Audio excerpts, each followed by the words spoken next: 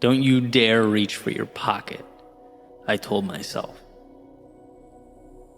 In fact, take that phone and go put it in another room. Shut your internet off, set your devices to do not disturb, and think. Please, think. You are losing yourself to distraction. Or as Cal Newport puts it, we're in a world that demands more thought, more deep work than ever before, while we all simultaneously become more and more incapable of that focus. Can you form one? And is that identity going to be at the same level for each individual? No, it's just not. And that as a leader, it will literally drive you crazy, where you kind of say, man, why can't they get this? Why won't they do this little extra? You look at, because you grew up with somebody, you can still maintain a friendship with that individual, but you may have outgrown that individual. Yeah. Yep. All right. That doesn't mean you don't care for them. Or a partner or an employee. Yeah, it could be whatever. Yeah. But she refused to accept that. She refused to believe the TV station of, oh, it's just a bad product. It's not going to sell. She said, no, you guys just didn't sell it right. And she demanded and expect to achieve them. And then now you want to see if your team is all in? All right. They don't even have to say a word. When they look at the numbers, when you tell them, you can just look at them and be like, get to work. Because if you can show up to work every single day despite of what you're going through, you're going to develop an unstoppable version of yourself. So when real hard times come, not just people's opinions, but real hard times. But I started to convince myself I'm doing things other people aren't willing to do. Maybe I deserve things other people aren't going to get. And slowly but surely, I started to convince myself I did deserve it based on what I was doing. And when we do, we are the ones that stand within the gap of good and evil. And always remember this, that average is the enemy. Success is your responsibility, and change can take place in an instant. If you can see it here in the mind, and you have the courage, the audacity to work, believe, suffer, to bring it out into the world. I don't want to be broke anymore. I want to make money. I don't want to be a dumbass anymore. I want to get educated. That's a decision, okay? And then all you have to do is model the behavior of the people that do those things, and eventually your external reality materializes to look similar to their leadership. The very foundation of leadership is the ability to make freaking decisions.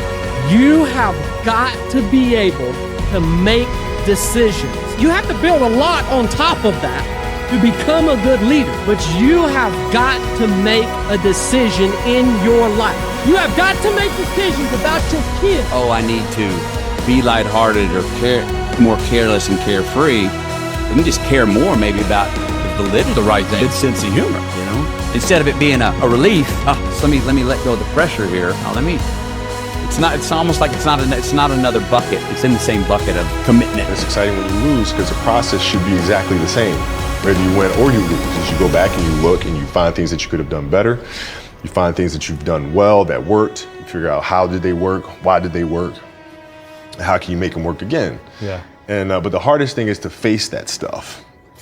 It may not be relational. It may just be that you have a fat, bloated mind that needs a fast. And whatever your life consists of, however it works, whatever your schedule is, whatever sacrifices you need to make, you need to do a daily, regular fasting of your mind. You are never wasting life if you choose to learn from it, you choose to grow from it, you choose to value it. That's what I want you to really do. You've not wasted any time or any energy in one sense, because all of it has brought you to this point where you're reflecting. And once they realize that, they become someone who achieves great things. And so there's this whole misnomer, this whole idea. Think about what mediocrity is. It's about being in the middle. It's the medium. It's being right in the middle, right? Balance. But anybody who is imbalanced is another way of saying more focused on. And this first, literally the first part goes to what Andy was just talking about, all right? In times of distress or uncertainty, You ever experienced times of distress or uncertainty? Why 6 months to become the man you always knew you could be. Don't wait 10 years. Don't wait 10 minutes. Don't even wait 10 seconds. The time to start is now. 6 months away. See you at the top, dog. Heat when we're cold, sex when we're horny, right? And it's going to be involved in anything that we think is going to bring a feeling or a resource. So a lot of dopamine is city, and know that everything will be okay, that this is not the end, that this is temporary defeat, not permanent failure. That is mental toughness. A mentally dangerous, emotionally dangerous man knows that adversity will come. Look at myself every now and then and be like, not that I'm a shitty person, but if I'm trying to be Mr. Olympia, like, you're not fucking doing enough. And it creates like an impeding anxiety upon myself, like I'm not doing enough. And that's not like an overwhelming thing all the time. It's a drive for me to keep being better and keep pushing more and more, but it's mediocrity. So the currents of mediocrity is taking everybody in the same direction. Just being average, being in debt, being of average health, being a few pounds overweight, not really being so ambitious, not having a sense of purpose, a slight level of anxiety and depression is always weighing on them like a wet blanket. That is the sea of mediocrity and the currents that are taking them. So if you're ambitious, you're driven. And the frequency to which you tune it determines the quality of thought you receive. So if you're tuned into a negative radio station and the avenue to do that is through your programming. So once again, how do you tune the radio station? Yeah, awareness, I believe. Even though sometimes we have to be steady and give up the thing we want the most. Even our dreams. Spider-Man did that for Henry, and he wonders where he's gone. Is 99% of it. She said, once you know what you want, getting it's the easy part. And I kind of adopted that as a worldview. Because it's like, once you're really clear, like this is what I want, then everything that's not that is what I'm willing to give up to get it. Can define what winning means to us. They don't see everything else that's in between.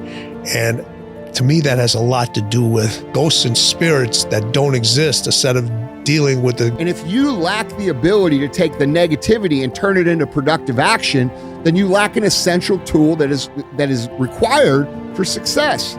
So your job in this part of the phase is to take all the shit that people say, all the doubt, all the shit talking, all the things they say, and remember it. So it's a useful thing. Everything that like business, I mean, obviously I come from the business and investing world. Like if everyone is jumping onto crypto, like by the time you have all the information to make a perfect decision, it's too late. And by the time you have consensus where everyone's like, that's a good investment, it probably isn't. Because it's already been mispriced, because it's already inflated and it's above what its intrinsic value is. And so like good investors fundamentally... My mind today. Or do you just give in to your mind and say, oh, I'm tired today, I'm lazy, I don't want to do it, it's too hard, no one else is doing it, it's a weekend, it's too late, these are already off hours, oh, exactly what I want isn't happening right now. Like, okay, great. You know who that's great for? Your competition. You want that attitude to permeate the people that you're competing against. You want them to give in to their... Okay, would I like to have hard with a bunch of money, or would I like to have hard and no money? Okay, because it's going to be hard either way.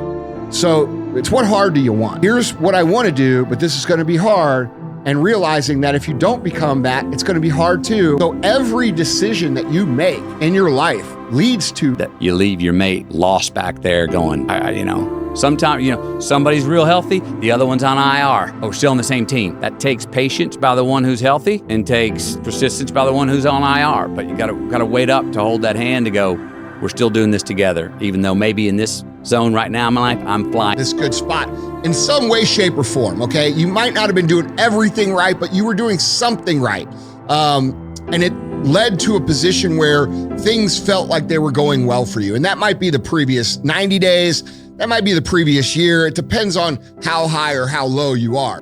We would come into the workout facility and people would come in, oh, that wasn't an intense workout. How can you be, let me do this. Yeah. You don't understand the peaks and valleys of the mental and the physical intensity that we're at. It's just like a roller coaster ride. To desire what others have. We're so easy to daydream as to what we want and what we deserve.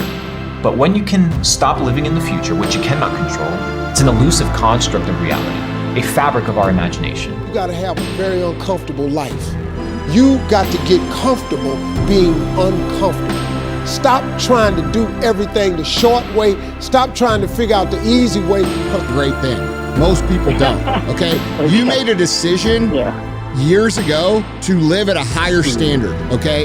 And there's no nobility in living less than the highest standard that you can. It's biblical, honestly. So outside of the box. You can't believe what everybody else believes. You can't think the way that they think because their thoughts are inside the box. Their thoughts are, I'm just gonna work to get to the evening, to get to my Netflix shows. I'm gonna get through the week to get to my weekend. I'm gonna get through my career to get to my retirement. Life is— Individuals like yourself, individuals like me, we have to be wound up. But we're so uncomfortable being unwound. And you know how many people, when people talk about balance, they talk about the same thing. Man, you need to unwind a little bit. You need to relax. It's like the worst thing you can tell us. It's like, I am relaxed. Yeah. I just relax. And the solution. That's it. People that point out problems are seen as bitchers and complainers and cancers. People who are point out problems and then come with a real solution are seen as contributors and builders, and they're seen as team people. You should absolutely be training your employees to identify problems and come with solutions and not just come with problems that, are who knows.